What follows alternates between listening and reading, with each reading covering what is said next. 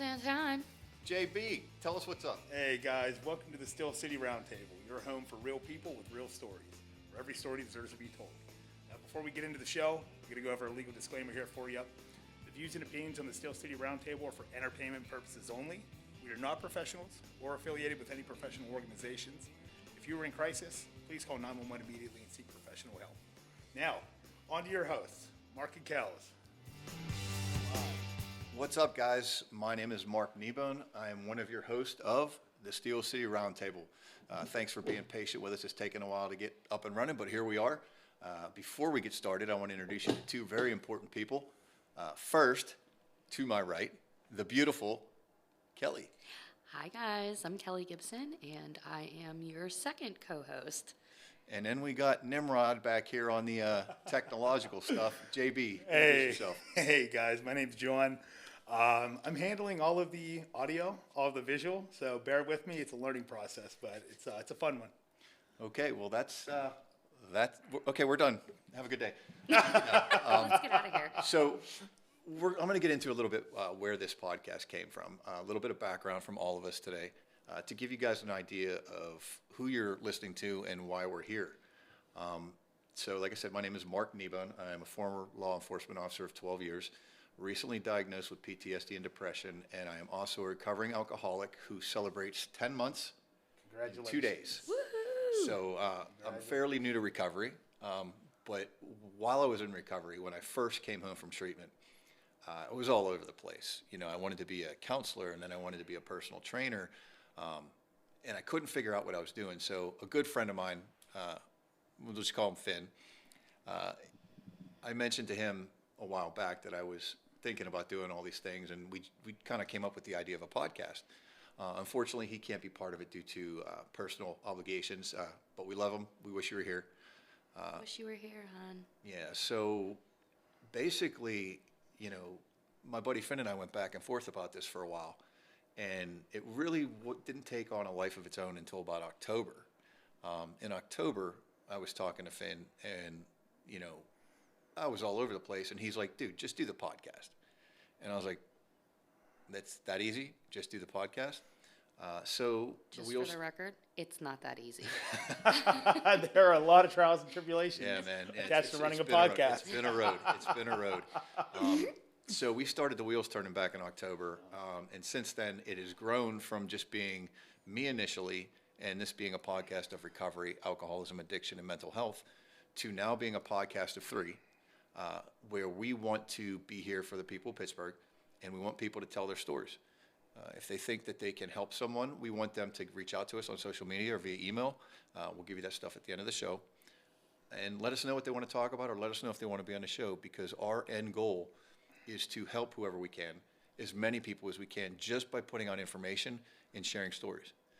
Because I think the strength of a story can really, I don't want to say guide, but it can really help people see things that they're not seeing. Inspire, man. It's inspirational. Yeah, Yeah, it's not really. only that, but it shows that you're not alone.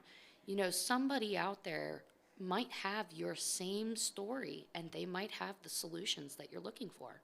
Oh, agreed. You know, Finn, again, I'll probably bring him up throughout the course of the show, but he said it's the selfless act is what really attracted him to this program. And I agree. You know, it was a good point. It's the fact that we've all been given, in one way, shape, or another, a second chance to do things right and get away from what we've been and be the person that we can be. So, The you know, best versions of ourselves. hopefully. Wow. I'll go with a good version of myself. I'm trying to be the best version of myself, Well, so you can go ahead and be mediocre. You're always mediocre at best. But yeah, so long story short, that's where we're at. And, you know, we'll get into my story a little bit later. But now I want to turn it over to Kells, and she can tell a little bit about herself. Yeah. She loves to tell us about herself all the time. I like to tell them about themselves all the time. Oh, firecracker. I'm Kelly Gibson. I am today 117 days sober. Nice. Good job, girlfriend. Congratulations. Good job. I am a drug addict, not an alcoholic. I have a daughter. She is 20. She will be 21 on the 21st. What's up, Cheyenne? Hello. She's such a good girl. She made straight A's this term. I'm so proud of her. She's smart. She's super smart. Smarty pants. Yeah, so like Mark was talking about helping people, this is our service. This is us giving back from being the people that always took.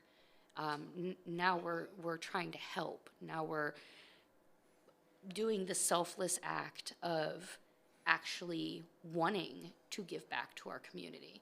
And if we can just help one single person, just one person, we've done someone some good. And I really believe in that. Absolutely. 100%. Yeah. Thank you. Yeah, And now, absolutely. Mr. Beatty, Big JB. That's right. What's up, guys? My name's John Beatty. I've been 30 for a week now. I just turned 30, so Happy that's birthday, brother. Thank you. Birthday, John. So that's cool. But no, I'm happy to be here. I think, I just think this entire project is great. I've dealt with my fair share of struggles throughout life, whether that be, anxiety, depression. I was clinically depressed, anxious for a long time. I took medication for that, but I have since, recovered from that partially. But, I just think that, putting stories out there that, to what you guys said, putting stories out there that somebody else might be dealing with something very similar, just to make people feel that, they're not alone. You're not dealing with these battles alone. There's other people out there that are dealing with things just like you. And, maybe we can help somebody. You don't have to suffer in silence anymore. It's just something good to, put out. Maybe somebody hears it. Maybe, they get some ideas from some of us or some of the guests that might be on here that, maybe I'll try that. Maybe I'll pick up that and see if it helps me. Who knows? I'm just happy to be here. Appreciate you guys having me. We're glad you're here. You're part of the family now. Absolutely. So I love you guys. I guess we should tell how we all came together. Oh. I found them on the street corner. It was back in October, I believe, still. It was a big month in October. Kells was going through some stuff with a relationship, and I'm sure she'll talk about that later. But our buddy Finn introduced us, and we hit it off like immediately. Yep. And I think it was the same day I was like, hey, you want to be in this podcast? And she didn't even know what it was about. She's like, I'm in. I'm in. And then I told her about what we were going to do, and she goes, oh, well, maybe not. No. And she's like, this sounds like a great idea. I think we can do something good. And we both were on the same page where, for the first time in our lives, we want to do something without wanting something back. So we're not doing this for money. We're not doing this for likes. We're not doing this for shares. Nope. We're doing this because we feel it's the right thing to do at this time in our lives. Yep. Amen to that. So that's how Kelly came about. Yes. And maybe if you want to elaborate a little bit more. The great Call of Duty debacle. That's a great game.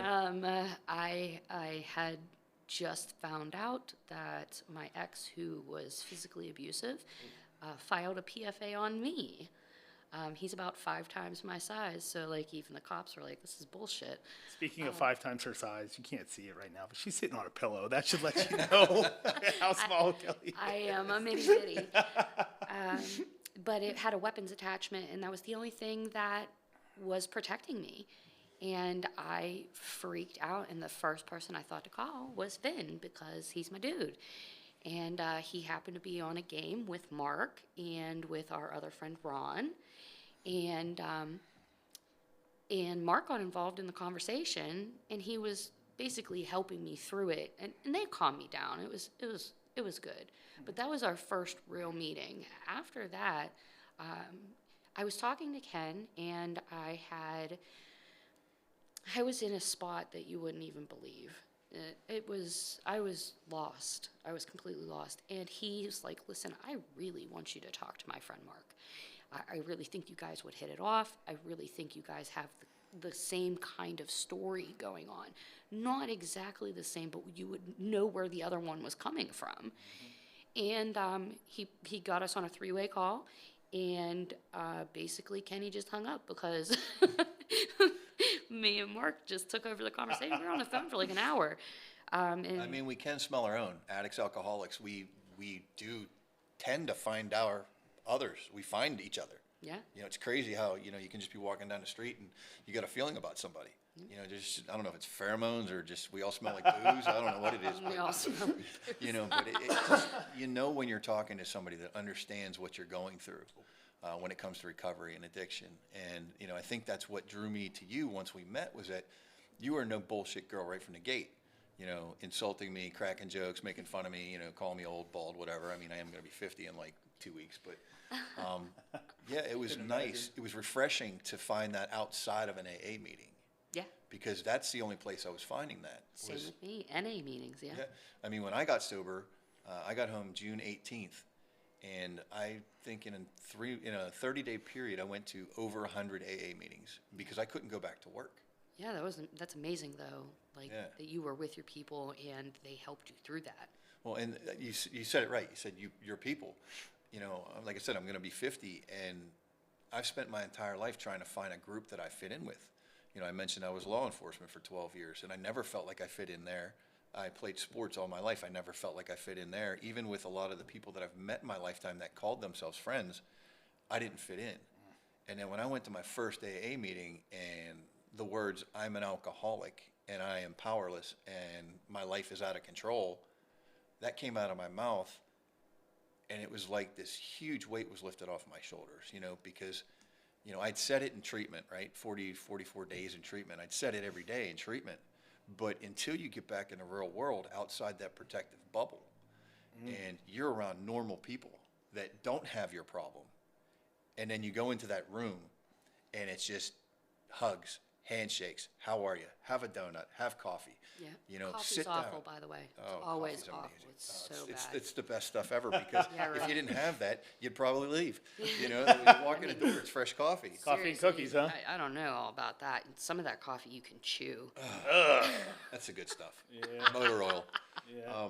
That's some sand between your teeth drinking that stuff. Yeah, no doubt. It's all gritty. But when I got in there, and I realized that it wasn't, a bunch of degenerates like everybody plays it to be. Like everybody tells you that an alcoholic's going to be the guy at the end of the street on 51, with a brown paper bag with ratty clothes, and that's bullshit. It is bullshit. Because the only difference between that guy and me is that I have an apartment, I have a job, and I haven't lost everything yet.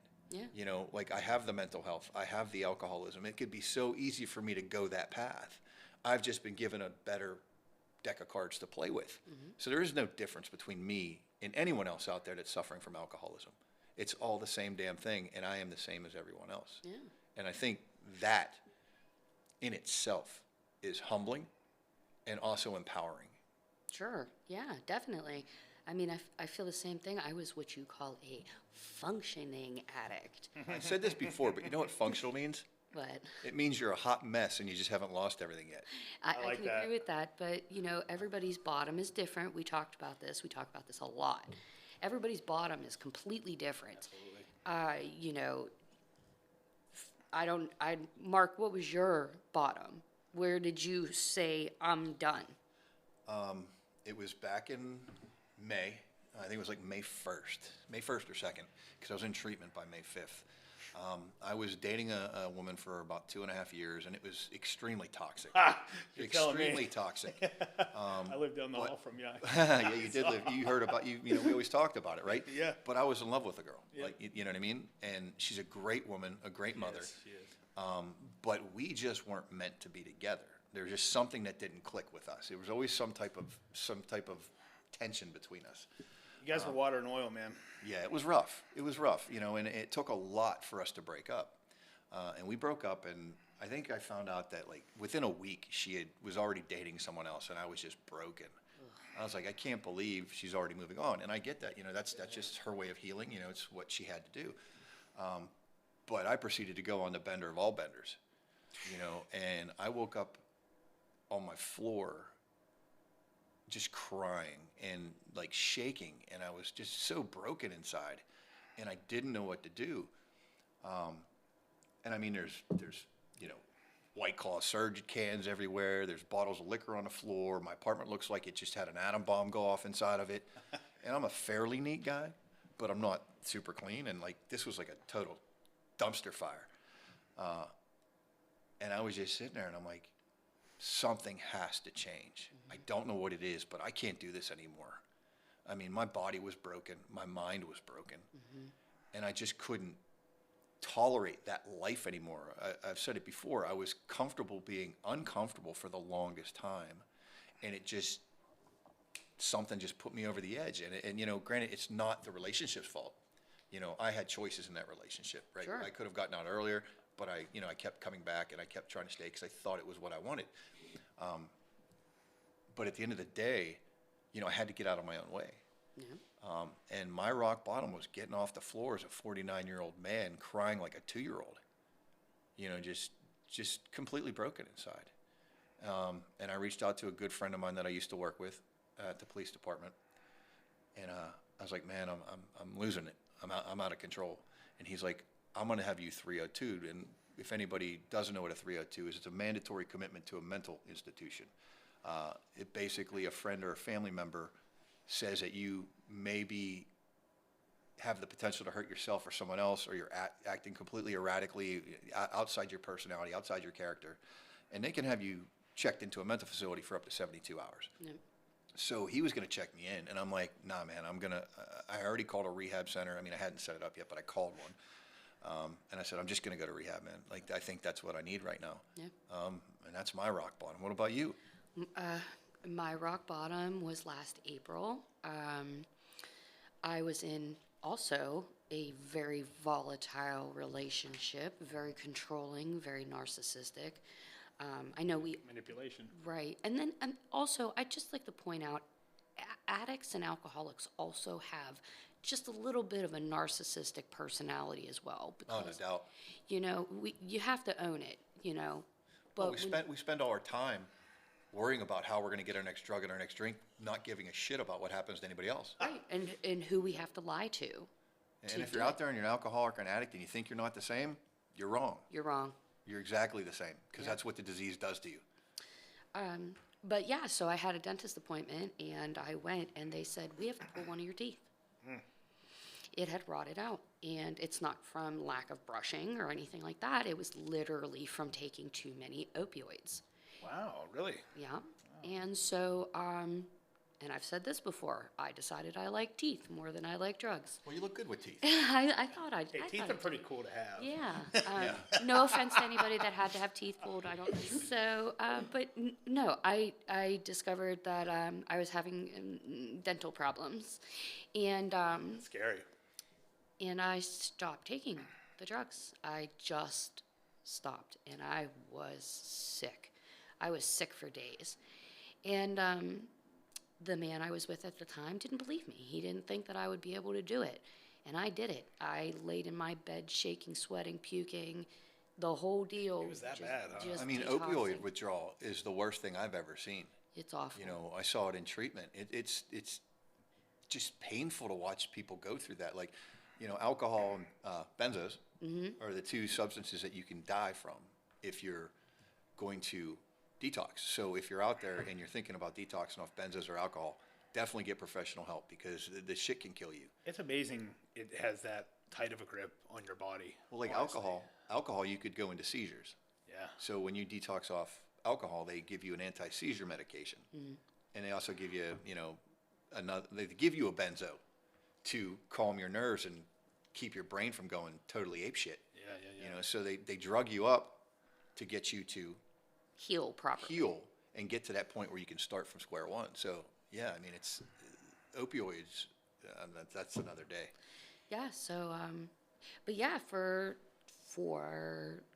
from April to October, I was clean off the pills, but I was still smoking weed. I was still drinking to get drunk, and I'm talking like my whole life, I had never been blackout drunk except one time with my friend's bachelorette party, and that was a mess. But between April and October, I was blackout drunk every weekend. I didn't know how I got home.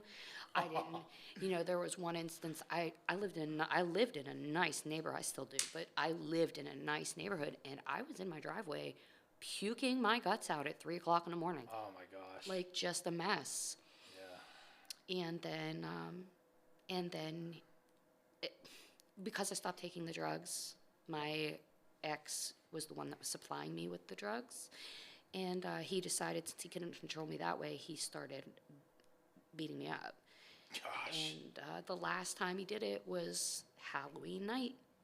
And I hit him with a PFA so fast his head Hell yeah, spun. as you should. Yeah, I couldn't take it anymore. So Now, for those that don't know, tell them what a PFA, please. PFA is a protection from abuse order. You get it from family court. You go downtown. The family court building is in the old jail. You start at your local magistrate. They'll give you an emergency one. Then you got to go to family court the next day. Same thing. They'll give you usually like 3 or 4 days, 10 days, something like that. And then you'll have a permanency hearing. If you feel like your life is in danger, if you feel like you can't take it anymore, take the steps to protect yourself. Everybody says it's just a piece of paper, but I'll tell you what, it kept him away from me. Good. He didn't want to go to jail. So, definitely. Woman, man, I don't care, like, child, if you're 12 years old and you happen to stumble across this for whatever reason, they'll help you too. See, I don't understand the blackout drunk thing because, I drank for 34 years and I can't remember the last time I blacked out. And I was putting down a half gallon a night. Dude, yeah, you were. Half gallon a night. And on my days off, I would get up at like 5 o'clock in the morning, rip a bunch of shots, and then go pass out for like 3-4 hours. Then get up and I would start my day with a drink. And I would have roadies. And I would drink everywhere I went. I would drink at the gym. I would drink to go to the gas station. I would drink to go to the driveway. You know what I mean? Like, it was Cup you had ridiculous. in your car whenever we would go places together. That cup was water. Yeah, sure. We don't drink and drive. Drinking and driving is bad. That was No. water. Yeah. Wow. Thanks. You suck. Hey, it's on the pads, man. But yeah, like I was a diehard drinker. Like, I've met a lot of people since I've gotten sober, and sometimes I just sit there and I'm like, I don't think they really understand what I'm putting down. Like a lot of people, everybody's alcoholism is a different beast, right? It's a different level. You have the casual alcoholic, you have the binge alcoholic, you have the guy that should be living underneath the bridge, Mark Kneebone alcoholic. Where it's just like I couldn't function without the booze anymore. My brain basically shut down and my body was running the show. Every time I had an emotional response to anything, the first thing I did was drink. And then it was before I had that emotional response, I would drink so I wouldn't get it. And it just spiraled like that. And I mean, it's for you, how did your addiction progress? Well, to be perfectly honest, I started doing drugs when I was about 13 years old. It started off with weed. I mean, I'm not saying that's a gateway drug because a lot of people use that responsibly for medical reasons. I am not against that at all. I'm talking about the idiots, People that just want to get high. people who just want to get high. I'm not talking about what it people who is. need it for anxiety, for pain, for, so they can eat while doing cancer treatment. Like, I'm not talking about those people. But it started with weed. And then it progressed, and I tried Coke, and I was pretty bad into that for a while, and then it went to pill parties. Oh, please elaborate. Pill party is you and whoever you're with, and trust me, you don't always know who you're with, put a bowl full of pills on a table, and they're uppers, they're downers, Oh my they're gosh. benzos, they're opiates, they're whatever happens to be something, Ativan, anything that you could get high off of, and you just mix them. Jeez, that is a I mean, recipe for disaster. I was going to say that the potential for just overdosing is insane. Absolutely, Yeah. absolutely. But I like the pills. I didn't know that was Did a it thing. stunt your growth? Yes, actually, no. I started drinking coffee when I was like 11, and my mom says that that's what stunted my growth. But to be fair, my sister's 4'11", so my daughter's also 4'11". Sticking on to this topic of pill parties, this is a real thing? Like, this is shocking. I mean, I don't know if they still. I don't know if it still goes on because I don't do that shit anymore. Yeah. But when I was doing doing wrong. That was something that we did, you know. Wow, that's hardcore. It is hardcore. It's pretty bad. But then I got pregnant. I got pregnant in August of 2002. I was 18, and I cleaned, completely clean. No cigarettes, no alcohol, no drugs, no nothing. Completely clean. Respect. Because she didn't deserve that. And I would never, it was at a point now where I was at a different level. Like, I was responsible for somebody else now other than myself. And I was clean the whole time. Got out, right back to what I was doing. You know, she never had me clean. This is the longest she's had me clean. I bet she loves that. She doesn't have you clean. You mean that just she's seen you clean? This is the longest because you did this all yourself. I did. No, she's never seen me clean except for these 117 days. Really? Yeah. 21 years, y'all. I bet she's proud of you. We're proud of you. I was just going to say, if you don't mind, like, how does Cheyenne feel about this? Cheyenne is extremely supportive. I mean, because I met her once, and she's a great kid. She's really nice. She's I'm really proud of the woman that she's becoming. Well, the woman that she is, but she's still blossoming. She's only 20, you know. She supports me 100%. I sat her down and I told her the honest to God truth. And that's the best part about being clean, if you ask me. I don't have to lie to anyone anymore. You don't wake up trying to remember what lie you told to who? Yeah. Yeah? And where I was at and what I was doing and where I got what. And, you know, I lost friends over this. I didn't talk to my best friend, Christine, but a handful of times in 5 years. I missed so much. Because of the drugs? Because of the drugs. I had to be with my ex all the time. We were never apart. We were together every day, and that was because I knew he had the drugs, and I had to hang out with him in order to get the drugs. Man. Just a mess. Yeah. So basically, the relationship was over a long time before the addiction. Oh, yes. I mean, I have a recording from like August where I'm like, I don't want to be with you anymore. And we woke up the next day and he pretended like I never said anything. It's so delusional. I just. It's probably one of those false senses of power that made that man feel good about himself. You know what I mean? Like, not to, I don't know him, right? From what I know, doesn't sound like a great guy, but that's not for me to decide. But that's probably one of those things where it's like he wanted to feel some sort of empowerment over you. Oh, yeah. Right? I mean, That made him feel good. well, here's the thing. Like, it wasn't always bad. Like, I'm bashing him right now because he deserves it.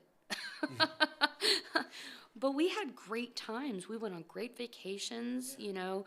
We did concerts and stuff together. So, like, on some level, I do believe he did love me, but he loves himself way more. I mean, and he knows you have mental health and all these things going on. So, like, that was just ammunition for him. I have this same recording. He actually asked me, did they change my meds lately? And then I started losing weight, like actually losing weight. And he asked me if I was anorexic. I mean, look at me. Like, you guys can see me. Mark sees me. John sees me. Do I look anorexic to you?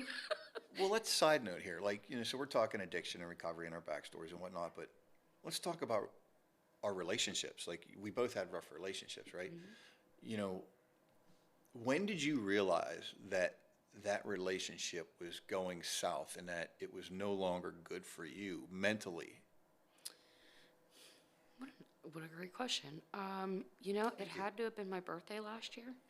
I didn't want any presents. I said, I just want to go out to a fancy dinner. I want to go to a fancy dinner. I want to dress up. I want to do my hair. I want to do my makeup. Makes you feel good. Right. And he took me to Hyde Park. Oh, great steak. Great steak. Yeah. You know, his dad came and, like, we had a really nice dinner. And 2 or 3 days later, we got into an argument, like normal. And he threw it in my face, how much money he spent on me that night. And I was like, dude, I didn't ask for anything else. Anything else. My dinner was maybe $40. Like, I don't drink when I'm eating. I don't know. In any case, I knew then and there that it was this was something that I didn't want to be a part of anymore. If you're going to take a gift, Well, that's somebody, giving you something, expecting something in return, kind of crap like that. Yeah. That's bull crap. yeah, and I would have never done that to him, and I'm just not that type of person, and that's when it really started. But man, when I stopped taking the drugs, my eyes were wide open. I had been numbing myself for so long. All of my emotions and everything that I was doing was completely numb. And when I stopped doing drugs, my eyes were open, and I saw him for what he was, and that was the downhill spiral. Finally able to see things clearly. Finally. Literally. Because, you know, when you're on stuff, you're not yourself. What about you? Well, like I said, we had a very good relationship for a good while. Who's this? So that way the listeners know. Who's what? Who were you talking to so the listeners know? I don't tell her name. It's his ex-girlfriend. It's an ex-girlfriend. Okay. Oh, sorry. Sorry, guys. I'm not the swiftest guy here sometimes. But yeah, it was the ex-girlfriend and I. When the affection went out the door and, you know, the little things you would do, like holding hands or cuddling or, I'm a cuddler.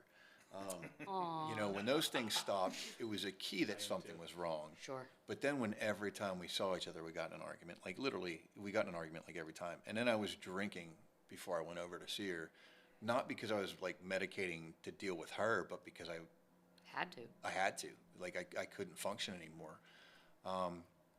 And she has 2 kids, and, you know, they're great kids. And I finally started realizing that I was no good for these kids.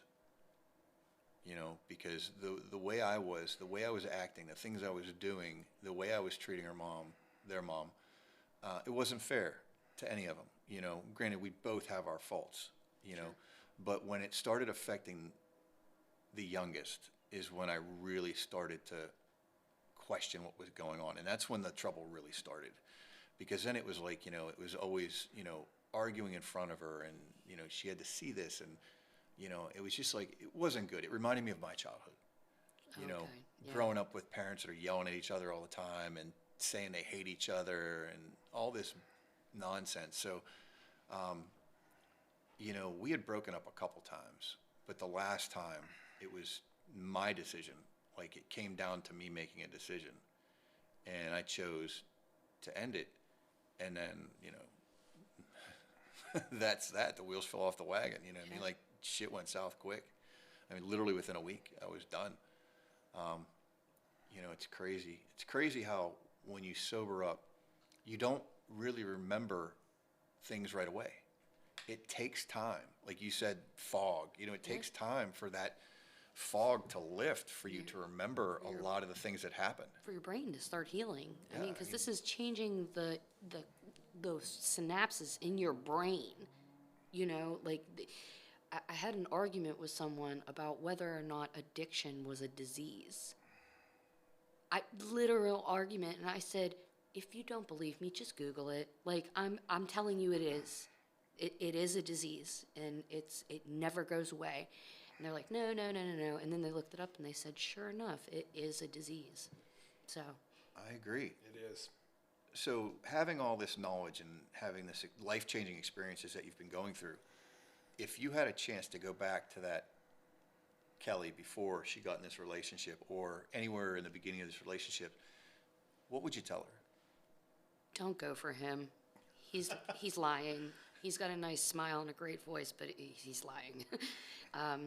Completely love bombed me. Gave me everything that my ex-husband didn't give me. I mean, do you look back and can you, like, see the red flags now, that the things that were happening? I'm going to tell you this, and you're going to be like, you dumbass. I started dating him in August of 2017. In the first week of October, he took me to, what is it called? Ocean City, Maryland. And the first night we were there, we got into an argument from August to October, and he threatened to leave me in Maryland. Jeez. He told me to get out of the house, that this was his friend's house, or he was going to call the cops on me. It was awful. We fought until 4 o'clock in the morning. It was awful. He was trashed. It was awful. And honestly, that's the biggest red flag I could possibly think of. I mean, because that's crazy the first day, but like my ex and I were like that too. We argued all the time. But it's crazy how when you're in that addiction, how it doesn't seem like it's a problem. You know, you're doing these things to each other, and you're saying these things to each other, and you're neglecting your responsibilities in a relationship, and it's okay. It's selfishness at the end of the day. You know, While I mean, while you're addicted, you're selfish to yourself. you know, and I think what it is I think that it's self-preservation. You know, you're doing what you have to do to keep your shit right. Yeah. You know, in your mind, keeping you in a place where you can go to work and you can do your job, and everything else around you suffers. Well, I think one of the things for me, too, is that I didn't know how to function by myself. Codependency. Codependency all the time. This is the longest that I've been single. I have my own house. I have my own car. I put what I want in the refrigerator. I cook what I want for dinner. I decorated my house. Mark hates my house, by the way. I do not. He does. He told me I'm a hoarder. Well, it's like a dollhouse, and it's stuffed to the brim. So that would be a hoarder. I'm not a hoarder. Everything has a purpose. But yeah, This old like candy wrapper from 1999. I might need that one day. I don't have anything like that now. Come on now. I'm just messing with you. But yeah, definitely codependency. I was flipping from relationship to relationship to relationship. I've never been alone. I've never lived by myself. I'm 40. I've never lived by myself. This is the longest I've lived by myself. This 10 months is the longest I've been single as long as I can remember, because I'm very similar. I always had to be in a relationship. You know, I had a relationship years ago that's pretty much scarred me for every relationship, and you know, that's something we can talk about on another day. But long story short, the way the breakup happened destroyed me. And I drank heavily back then too, so you know, I was never able to take responsibility for my part of it. You know, I blamed everybody else for everything. Like that was my MO. If something didn't go right, it was your fault. No accountability. None. Been there. None. Been there. Well, that's really interesting that you said that there was one relationship that really broke you. And I have to admit, there's one relationship that really broke me too. It was my daughter's father. You know, we had a kid together. I was young. I had my daughter when I was 19. And when she was 5, he committed suicide in the house with us. Sorry about that. It's rough. I never heard this story. If you don't want to talk about it today, it's fine. It's okay. It's actually better to talk about it and get it out. Like recently in therapy, it's 15 years now, I finally forgave him. I cried all over my therapist. It has taken a really long time. Forgiveness is one of the keys to happiness, honestly. And you know what? I feel better. And I didn't forgive him for what he did. I forgave him for abandoning us. Because that's essentially what he did. He abandoned us. His name was Tom, and he was 8 years older than me. And he was not a very nice man. Was he an addict or have mental health issues, if you don't mind me asking? So I didn't know about the mental health issues. He never showed any signs of mental health issues. His brother was having some issues, but he never talked about killing himself. He never, like, none of that. It was a complete surprise. But he was abusive. And it was really only a matter of time before he started hurting my daughter. But that's neither here nor there because it didn't happen. Anyway, the night it happened, it was hot outside. We lived in a second and third floor apartment. And we were sleeping in the living room because our bedrooms were in the attic and we didn't have air conditioning. It was hot. It was like sauna up there. So we slept in the living room with the fans blowing on us. Cheyenne was on a couch. She was 5. And me and him kind of made like a little makeshift bed on the floor. And he came home from drinking. And I will never forget this. I was watching Death Becomes Her. Good. I love that movie. Well, I don't love it anymore. But I was watching that movie, and I believe Meryl Streep had just smashed Goldie Hawn's head into her neck. I never heard of this movie, so Oh my It's- God. It's so horrible. It's such so a terrible horrible. movie. The sad thing is I know what it is, and it's horrible. It is. And he was sitting beside me, and he had to work in the morning. And he said, I'm watching the movie, and he said, I love you. And I distractedly said, I love you too. And he grabbed me by my arm, which I knew now he's angry. And I turned to look at him, and I said, what did I do? And he was like, you look at me when you say that. And I was like, I love you. And looked right at him, you know. Went to sleep, and woke up at 6 o'clock in the morning to a gunshot. oh my gosh. I'm so sorry. No indication. Zero. I sat in the car with the detective and I said I didn't know any. He left us a note, but I didn't know. I had no clue. I mean, in my experience in law enforcement, one of the things I've seen a lot is that a lot of times the people that kill themselves don't reach out. They don't let you know. You know, when Williams. people call and say I want to kill myself, they're asking for help. You know, it seems like a lot of times, and I'm no genius, we all know this, but it seems like a lot of times the people that kill themselves are the ones that do what we do as addicts, and they hide everything because they feel like they're too far gone. Yeah. Like there's nothing they can do to change it, so they just don't talk about it. I don't know what it was, but I will tell you, I owned my house. He was in charge of paying the mortgage, and when they cleaned everything up, because, you know, I went in the house to get my stuff, and I found out my house was in foreclosure. He hadn't been paying the mortgage. Oh wow, this is. So there was something going on for a long time with him. Yep, and I never knew. And like, he had been talking about his brother's problems a lot. And I wonder if that was his way of, like, trying to get me to ask how he was dealing with it. And I just didn't. I don't know. Like I said, the detective said it's the ones that don't say anything at all that actually go through with it. Yeah, I mean, that's what I've seen. I mean, in large numbers of the things that have gone on in my law enforcement career. You know, thank God that, you know, you and I and John, you know, with the stuff that we've gone, we never got that far. You know, I thank the Lord every day. yeah, I mean, I'm you a know, fairly religious person, but that's Amen, that's John. how We I still would- love you. That's how I would say. hey, listen, like, two things you're not going to hear on this show. We're not going to sit there and have some deep debate about politics because we No. we just don't give a No. shit. Yeah, we're not talking about politics, y'all. And when it comes to religion, we'll talk religion, but we're not going to make judgments because we don't know anything better than anybody else when it comes down to religion. And Who am I to judge anybody? well, AA has gotten the rap of being a religious program, and it's truly not.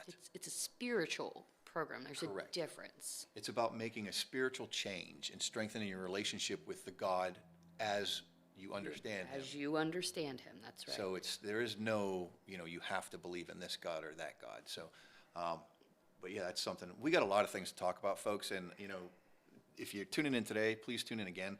A lot of the stuff we're going to be dealing with is mental health, addiction, recovery. A lot of the people we're going to have on here are going to have stories of strength, courage, and hope. You know, cancer patients, people that have been in car accidents, recovering addicts. Like, we got a guy that's going to be coming on here. I'm not going to disclose the name yet because he might change his mind. But 2 days ago, I blew a tire on my car, and while I'm sitting in a tow truck with the guy, This is a shocking one. yeah, I'm sitting in a tow truck with the guy, and he's like, "Yeah, I'm just celebrating 4 years clean and sober off of drugs." I'm like, "Wow, man, I'm going to be 10 months sober. Do you want to be on my podcast?" You know, and we start talking about it. He's like, "Here's my number, man. I would love to be on it." And That's I so said, cool. and I said to him, I said, "Why do you want to be on?" He goes, "Listen, man, I with what I've gone through, I can help." And that's the goal again. Like, I'll say this over and over and over again. Our only goal is to put information out there and hopefully, have some fun doing it. Yeah.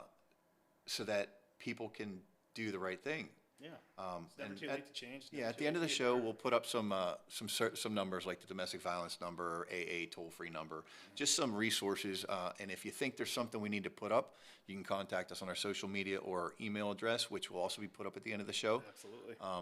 So somebody will always get back to you on the email, even if it's to say we can't deal with you right now. Correct. You know, so Correct. like You have our word that, you know, we will always respond because, listen, I don't think we're going to be Joe Rogan anytime soon. no. So Joe we're Rogan rules, gonna man. be able to respond. So, you know, but let's lighten this up a little bit. We're getting a little deep today in the first episode, and I don't want to bore people to sleep. But hey, we got a lot of stuff to talk about. I think we're pretty interesting. I'm just saying. I think so. I kick ass, so. So, a little bit about our personalities. Oh, Lord. So let's talk music. Music. Hey, let's Love go. music. John, Yes. what are your 3 favorite bands? Metallica, Nice. hands down. That's my favorite. A Day to Remember. Okay. Well, I shouldn't say classic or late 2000s, but you know, that's kind of. Classic. They're a metalcore band. They're so good, but My heart. their style has changed a lot. They've gone more radio rocky. I totally understand it. You got to change with the times. It's whatever. And then probably Secrets, another metalcore band. As you can see, there's a bit of There's a pattern. there's a pattern there. I'm a metalhead.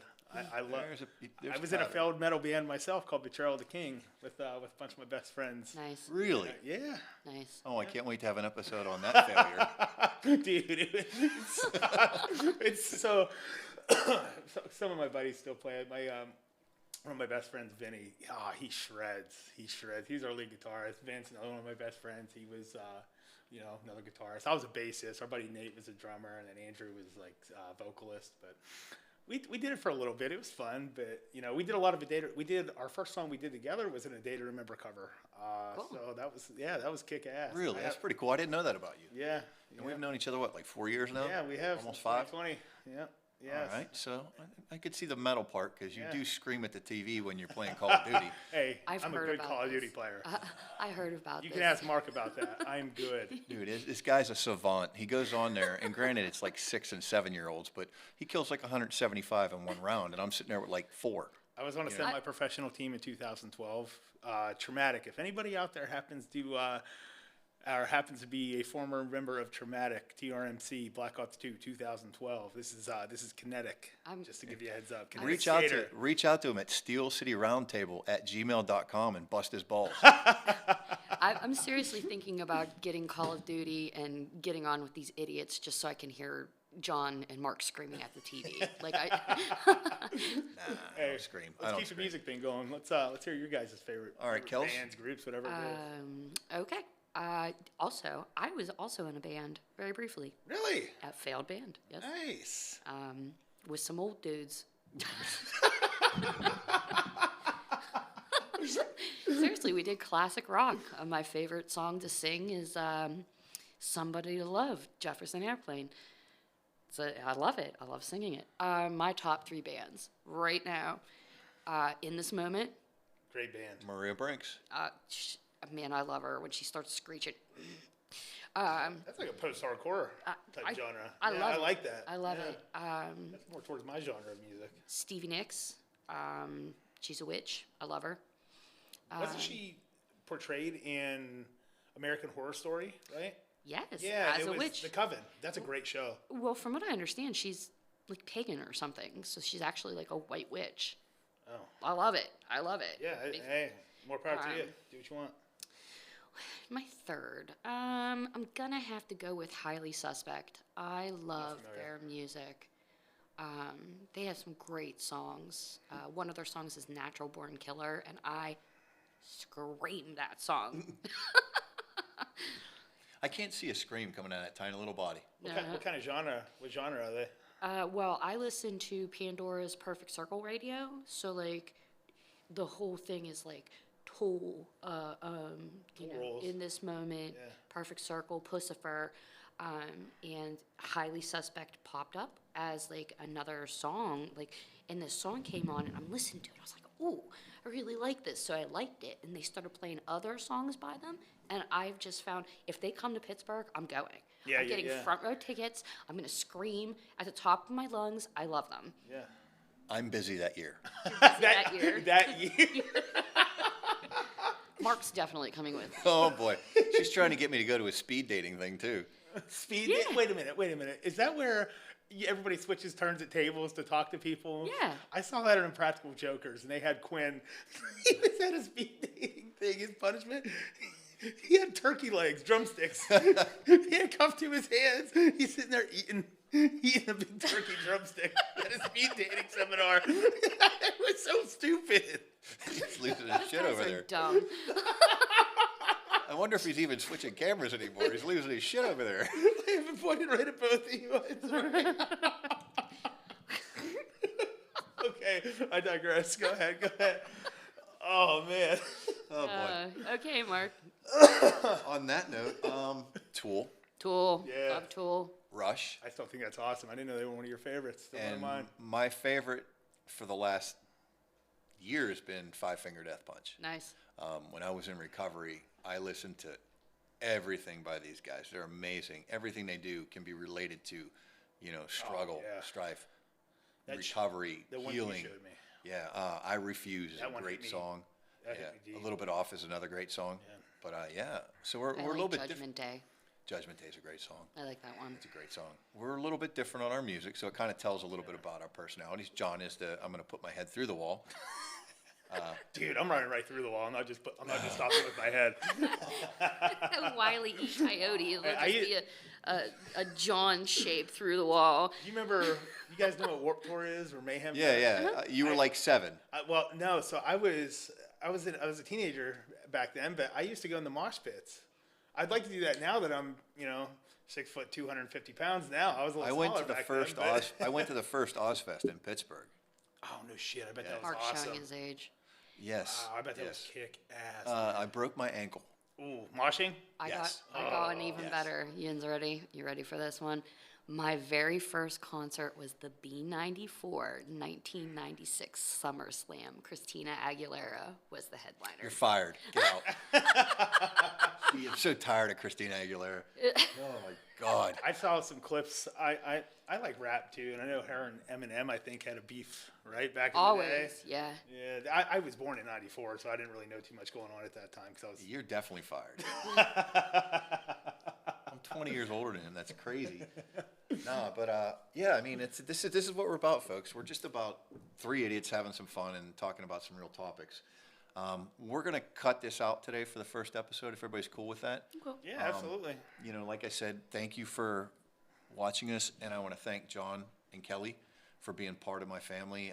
Without these guys, I wouldn't be doing this because it's really hard to make an ass out of yourself when you're by yourself, but when you have 2 other people to do it for you, Yeah. it works out pretty well. But just remember, we are a family here, and that's what we want people to see. That's what we want you to recognize that we are here for you. We may not be able to answer the phone and talk to you. We may not be able to, hold your hand or give you a pep talk, but, maybe we can give you some info. Maybe we can talk about something, just put our shit out on the line and let you guys know that you're not alone and that everything can be beaten as long as you put your faith in yourself and you put your faith in whatever your God is. However you feel about religion, higher powers, I'm not going to preach AA, I'm not going to preach NA, I'm not going to preach 12 steps. I'm just going to say you have to believe in something other than yourself. Otherwise, you'll just continue to do the same things over and over again. And you're going to have to want it. You really have to want it. Yeah. You have to sit down and really evaluate your life and be really honest with yourself and want it. Things can and they will get better. Yeah. They will. John, want to say anything to the folks? Well, hey, thank you guys for tuning in. As Mark had said earlier, if you have any suggestions or anything, we're going to have all of our social medias up on the screen for you guys to take a look at. Have our email on there. But, just remember, there's always a seat for you here at the Steel City Roundtable. Thanks for tuning in. Till next time, we love you. Love you. You guys.